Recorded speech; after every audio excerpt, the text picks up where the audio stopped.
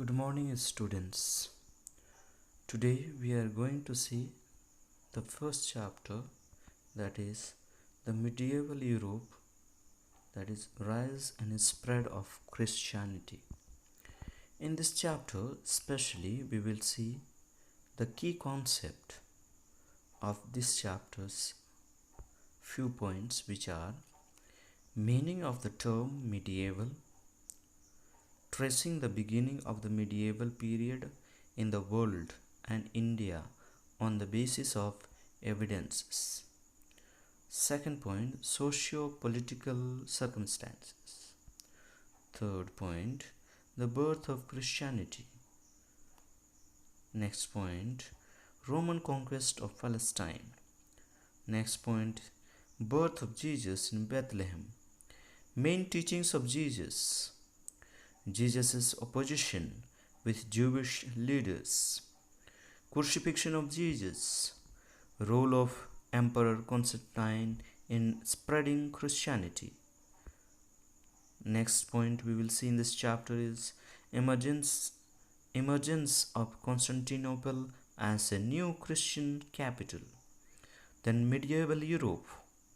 In the medieval Europe we will see the decline of the ancient Roman Empire. Next, barbarian invasion by Goths, Vandals and Franks, its impact on Europe. Next point, Byzantine, birth of a new empire, and under that subheading, which the Byzantine, emergence of the Turks and the Crusades. Then last point is monasteries and the impact. Dear students, please look at your history textbook, as I am going to read the chapter and try to explain in short. Not whole the chapter can be read because it is two long chapters.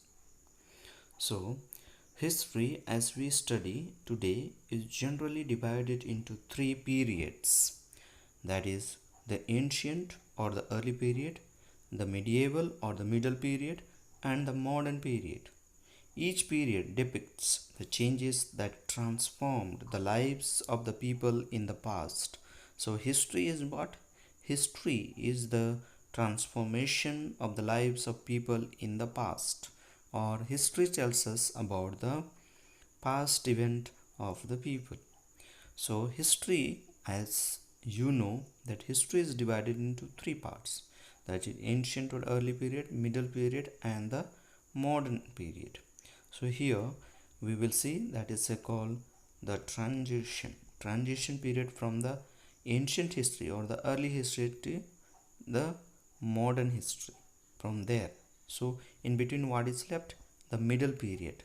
So we will see here the thing that we have to remember is the history is divided into three periods. What are the three periods? That is ancient or early period, middle period and the modern period. Next, the period of history you will study about in this text is the medieval period. So our main focus will be what? The medieval period. The word medieval is derived from a Latin word medium avium, which means middle age. What is the meaning of middle period? It is the middle age. So that is derived from which Latin word? That is the Latin word called medium avium, which means middle age. The period in India between the 8th and the 18th century CE is roughly taken as the medieval period. In India, Indian history also is divided into three periods, and in India medieval period is taken as the 8th and the 18th century CE. Roughly it is not exact, but it is taken as roughly. However, the medieval period in India does not coincide with the medieval period in other parts of the world. Since we are studying about the European history or the European world, for example, in Europe, the period from the about 500 CE to 1500 CE is traditionally known as the medieval period. So here what we know? In India we have seen the medieval period is known as 8th century till the 18th century, whereas in Europe it is known as 500 CE till 1500 CE is known as the medieval period or Middle Ages. Historians study coins, inscription, architecture, and textual records to know about the period. So, how do we come to know? These are being known through the historians through what? The coins or inscriptions. Inscription that is engraved where? Written as a book, like architecture, it means like the house structure, temple, different style of textual records, it means the typing or recordings. So that is, it is being told in this paragraph. We learned what are the two things. We saw the history is divided into three periods. Then we come to know the history, the word medieval is derived from which word? From the Latin word that is called medium avium. Okay. An important event in medieval Europe was the growth and spread of Christianity. However, let us first study about the birth of this religion. So now we are coming proper to the, especially to the birth of Christianity. Now, socio-political circumstances before the rise of Christianity. What were the situation before the birth of Christianity? What was the situation? During the 900s BC, the kingdom of Israel was created by two great kings, David and Solomon. So 900 BC, before that, Israel. Now, are you aware of where is the Israel at present day? You have heard about the Israel, Palestine. These are this area, Pakistan. If you go further, if you look at your north side of your map, you will see there the Israel. Okay. So this was created as two kingdoms. It was divided as two kingdoms. That was two great kings. That is David and Solomon. By uniting the Israelites with Jerusalem as its capital. However, the unity did not last long, as following King Solomon's death, Israel got divided into two kingdoms, Israel and Judea or Judah. Later on, they were conquered by other powerful kingdoms. That is, Israel was completely destroyed and its people disappeared. It means they were no more existence. However, Jews or the people of Judah survived. In 63 BC, Judah came under the Roman rule. In the beginning, initially, the Romans ruled over Judah, which they called Judea. Today they call it as Judea, where the Jewish kings, through the Jewish king. Around the time of Jesus' birth, Judea was ruled by Herod, the great king, the Roman appointed king of the region. During that time, who was appointed as a Jewish king around the time of Jesus' birth. During that time, when Jesus was about to born, during that time, Judah was ruled by whom? By Herod. That was called a great king. Okay, and the Roman appointed king of the region. That time, Roman king was appointed. Roman king has appointed whom? Herod as the great. Judea eventually, slowly, was made an imperial provinces of the Roman Empire by Emperor Augustus in 6 CE. So during this time, Judea, the eventually slowly imperial province, a separate province of the Roman Empire during that time, which time? The 6th century, 6 CE. Okay. In place of king, a Roman governor ruled the province of Judea on behalf of the emperor. So, before the socio-political circumstances of the rise of Christianity, what we see? We see two kingdoms or two kings rule Israel, that was David and Solomon. After that, Israel and Judah. Later on, Judah was conquered by another powerful kingdoms and Israel was completely destroyed. Then slowly what happened? It was disappeared. However, Jews or the people of the Judah survived. That is, Jewish people you have heard. Okay, Jews were divided into their opinions regarding the Roman rule. Some favored the Roman rule while others did not. The Roman religion was polytheistic. Okay, polytheistic, it means one God, one religion, one poly. Poly means what?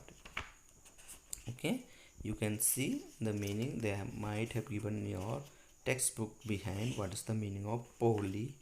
Okay, so polytheistic. Okay, polytheism means related to the belief that there is more than one God. Okay, so whereas Jewish people believed in the existence of one God, whereas Jewish were believing, whereas Roman had a different goddesses. From the time of Augustus, I have already said that during the 6th CE, Augustus came. The emperor assumed the title of the chief priest. He was accepted as a chief, means head of the priest. The Jews were not happy with this. During such troubled time, many Jews hoped for a Messiah from God who would deliver them to freedom and would restore the post glories of the Israelites' kingdom. Too many Jesus was too many. Jesus was the answer to their prayers.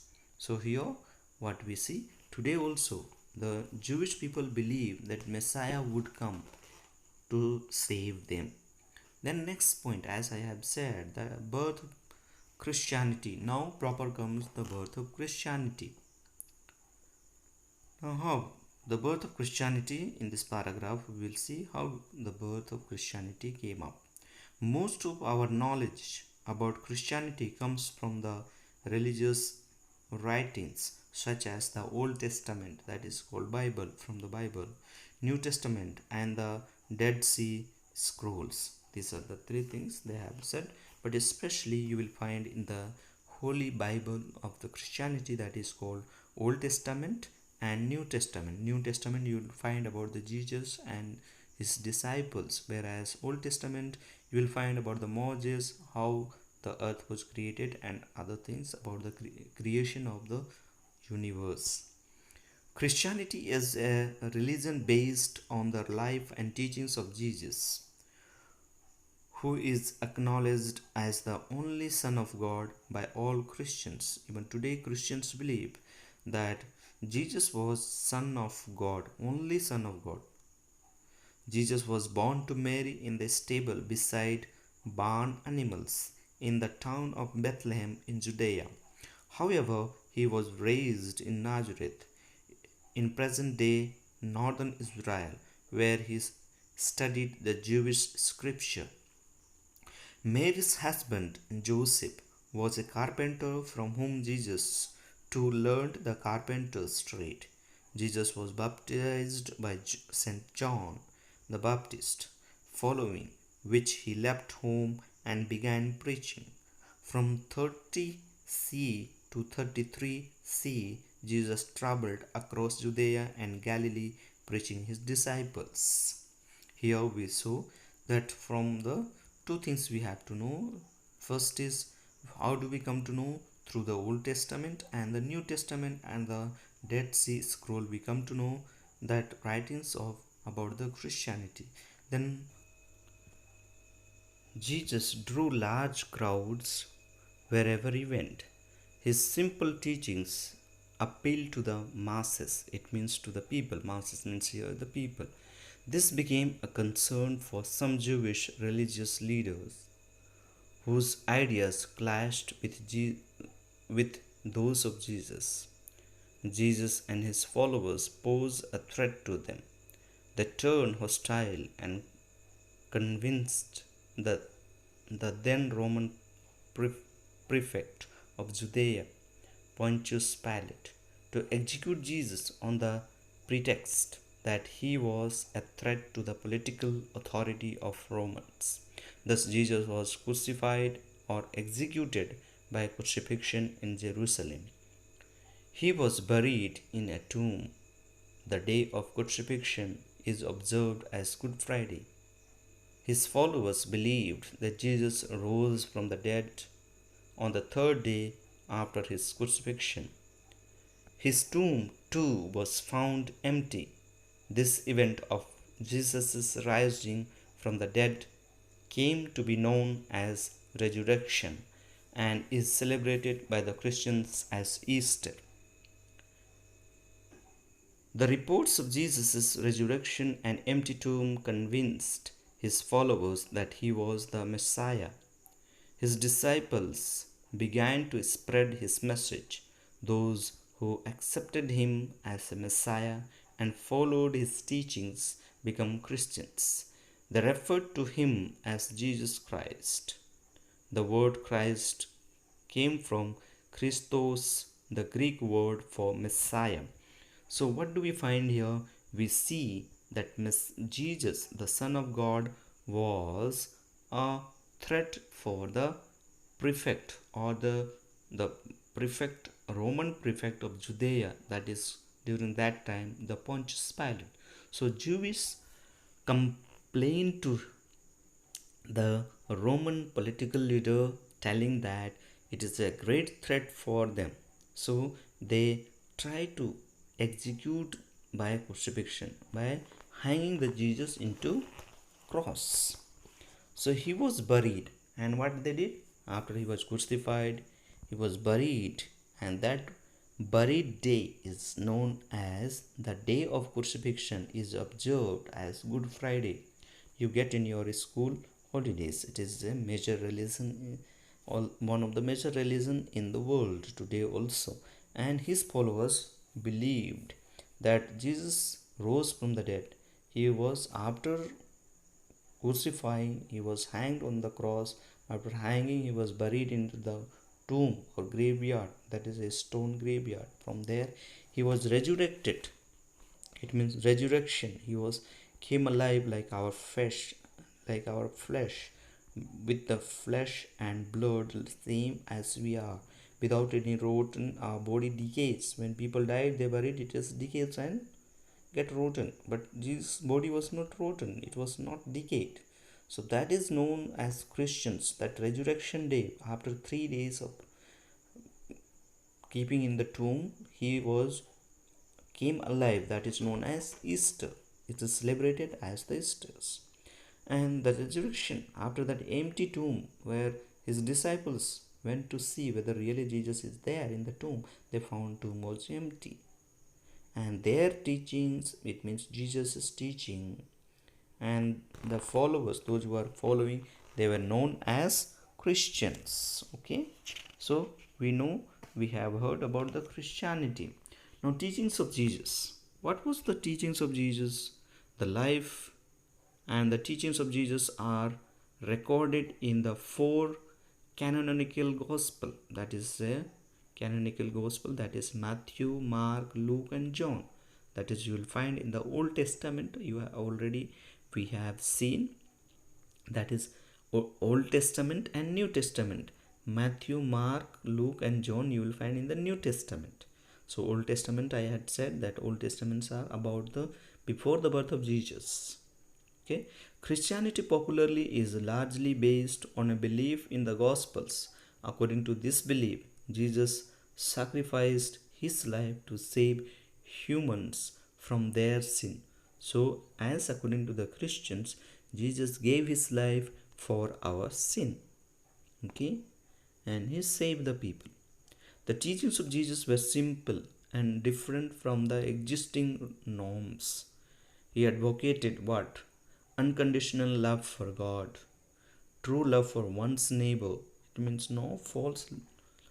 Jesus urged people to turn from their sins. It means no, come away from their sins. He asked them to love and forgive from heart, not only from the mouth, but from the truly, sincerely forgiving. Forgive and forget, that we say, no. He also said that one's love should extend to not just the friends, but also the enemies. Some of his sayings are given below. The greatest teaching of Christianity, one of them is even to forgive your enemies. It is very difficult. Humanly speaking, it is very difficult to forgive your enemies. Most of the we have seen people, they even cannot forgive and cannot see even their friends. But Jesus said, even for your enemies, you should pray for them. You should pray and love them, forgive them with wholeheartedly. So now see what is the saying, some of his sayings of Jesus. What is his sayings? Love your enemies, pray for those who persecute you. It means those who persecute means give you torture, even different torture, even that. In that way, you will be acting as true children of your Father in heaven. It means you will get reward in heaven. For he gives his sunlight to both the evil and the good, and sends rain on the just and on the unjust alike. Saying, it means God does not look whether you are bad or good. God for everybody sends same conditional love. Same unconditional love. Okay, not conditional love, but unconditional love. Blessed are the merciful, for they shall obtain mercy. It means blessed, if you are blessed, it means if you forgive, you will also be forgiven by God. Blessed are the merciful, for they will be called the children of God. When you will forgive and forget, then you will call the children of God. The central tenets of Jesus' message are collected in a group of saying known as Sermon on the Mount. That is collected. Jesus preached all the good things, that is, you have heard. Love your neighbors. That is one of the greatest. Love your enemies as you love yourself. It is humanly speaking very, very difficult. I can give a numerous example. It had happened to me also, even to you maybe also. But we have to forgive as if I am a follower of Jesus. Jesus also often used parables to preach his message. Parables is small stories like anecdotes. Parables were stories that used events from everyday life. It means every day to day life connected to that.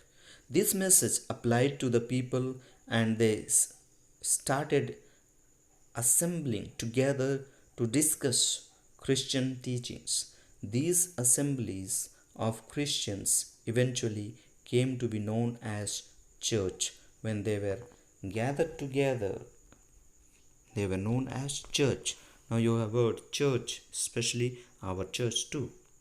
Early Christianity retained as well as rejected some of the doctrines and practices of the first century Jewish religion, also known as Judaism.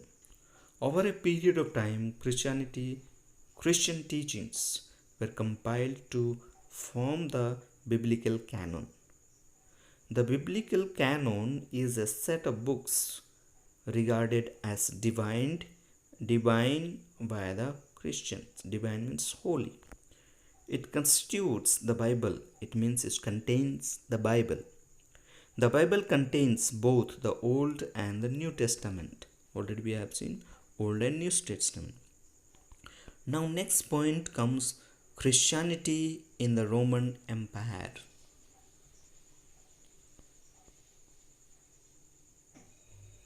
In antiquity, Christianity was considered illegal by followers of other existing religions. Like other time there were different religions such as Judaism. However, the accession of Constantine I as the Emperor of Rome in the early 4th century CE saw the growth of Christianity. Around 312 CE, Constantine I adopted Christianity, and in 313 CE, the Edict of Milan was issued by Constantine. So Constantine the first saw what the growth of Christianity, and he accepted the Christianity, and in in 313 C, he the first edict, the Edict of Milan, was issued by Constantine. Constantine issued a rules which made Christian legal within the Roman Empire. So first Roman Empire to make Christianity as the state religion, like today we say, we can call during that time in the Roman Empire. Okay, so Constantine I became the first Roman Empire to openly promote the newly legalized religion. Thus, the accession of Christian Constantine I was a turning point for the Christian Church. Constantine I also supported the church financially. It means he gave money and other things. Built various basilicas, churches. It means church, granted privileges like exemption from the certain taxes to the clergy, who is the people, clergy means here people, promoted Christians to high offices, it means appointed Christians as in the high office, and returned confiscated property to the church, which he has taken away from the churches, the property, he returned it back. Between 324 CE and 330 CE, Constantine I built a new imperial capital as Byzantine. So he built after this a new church that is called Byzantine, new capital city which is called Byzantine, which came to be known after him as Constantinople, now Istanbul, that is Istanbul. Today we call now Istanbul. The city in next point we'll see barbarian invasion of the Roman Empire. We know that after that Christianity is spread like a wildly fire after spreading. Now here we will see the importance, gaining importance of Christianity when empire was suffering a setback due to the separated invasion of non-Christians. That is, non-Christians. Who are the non-Christian? Germanic tribes, that is the Visigoths or Vandalas and Franks. These tribes continued to attack the Roman Empire for a long period of time. These raids are often known as barbarian invasion. So barbarian invasion is what? The non-Christians, that is Visigoths, Vandalas and Franks, these tribes, they attacked on the Christians. So these are called barbarian invasions. Now Huns, a confederation of the Central Asia, from the Central Asia. So here we have to know the barbarian invasion. You can study by yourself. If you have any difficulty, you can clarify later on. Then we will see here next the fall of Roman Empire finally came about in 476 CE, when the last Roman Empire was the Western Roman Empire. Romulus Augustulus was deposited a Germanic chieftain, Odoacer, who became the first king of Italy. Then comes the decline of the ancient Roman Empire and rise of the Byzantine. Now this became the more importance after decline. It means ancient Roman Empire we have seen before the 4th century CE. The witnessed the beginning of the decline of the ancient Roman Empire following the death of Theodosius I in 395 CE. The empire was divided into the two parts, that is Eastern and the Western Roman Empire. The year 476 CE, when Romulus Augustulus was deposed, in traditionally considered as the end of the Western Roman Empire. In the East, however, the Roman Empire continued in the form of Byzantine Empire. So Byzantine came into as, and its capital was Constantinople. See the map on page 8. It is saying, so look at your map on page. So Byzantine Empire became the seat of the Orthodox Church, where in the Western Roman Catholic Church, and from there now it comes the spread of Christianity and establishment of monasteries. So after that we'll see here how they slowly the monasteries, the seminaries and all become. The medieval Europe in split. In spite of fall of the Western Roman Empire, witnessed the spread of Christianity. The popularity of Christianity was such that eventually almost the whole of Empire Europe adopted Christianity as the state religion. Already we have seen that during that time, already in the Roman Constantine has first one to spread the Christianity and became the state religion. With the spread of Christianity, Christian churches came up in almost every villages, town and city. So it becomes the Christian monks organized together into religious communities called monasteries. So what is monasteries? The Christian monks or the Christian people, those who are in organized together, started living into a religious community. As a religious community is known as monasteries. A building usually is strong and large, surrounded by gardens and orchards, surviving as a residence and workplace of monks, was also known as monasteries. So monasteries also had a chapel or a church for the residents to pray. So they had a small chapel, like a small house, like in your houses you have your deity where you call God houses. Same way here also they had a small church, a small place, a room where they used to gather and pray. As Christianity spread in Europe, many monasteries were built. Many women devoted their life to God. It means they were given full life to the God. They were called nuns, like our sister is called a nun, completely surrendered to God, given his life. Their place of residence was known as convent, like here our sisters, those who are living, that is called a convent. Impact of monasteries. Impact of monastery. What impact it made to the Christians or in the world? Monasteries became center of both religious and secular learning. They studied different subjects diverse as philosophy, medicine, history, astrology, and botany. Some of these monasteries later developed into famous universities such as University of Oxford and University of Cambridge. In that way, there were different universities came up, and monasteries provided shelter to the travelers, those who are traveling, food and clothing to the poor. Nuns educated the children and treated the sick and wounded. Sometimes monks and nuns run schools and hospitals. Okay, like our fathers are running here schools and hospital for you, for your betterment. Monasteries also involved as centers of production.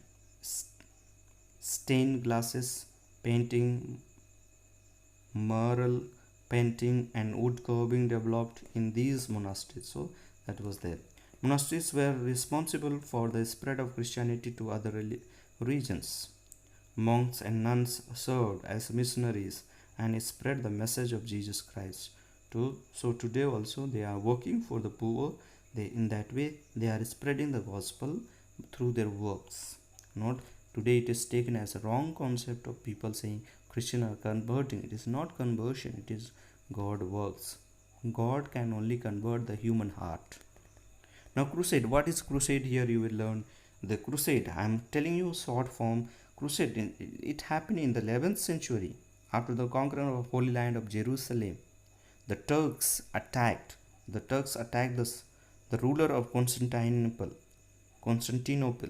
thus to reoccupy the Holy Land, and that series of wars were fought between the armies of Pope and Turks Muslim. These wars are known as crusades. Okay. Consequences of the crusade. What happened after the crusade happened? So when the crusades were there, the wars were taken, the crusades were brought about many important changes. When there was a war, there were many changes occur. The changes in the courses of their expeditions came into contact with Greek culture and education and acquired knowledge of such a rich civilization. So when they were there, people started exchanging. This assimilation eventually paved the way of Renaissance. So in that way, a Renaissance started. A Renaissance give birth to a Renaissance. What is a Renaissance? We will see later on in class 8 you will study. Now you can look at your glossary and find out what is the meaning of Renaissance. You shall read more about the Renaissance in the next class. The crusade learned the Crusaders learned the use of gunpowders and guns from the Turks. Okay, what happened when Crusaders learned the use of gunpowders from whom? From the Turkish people, which changed the much older military system present in medieval Europe. So what happened?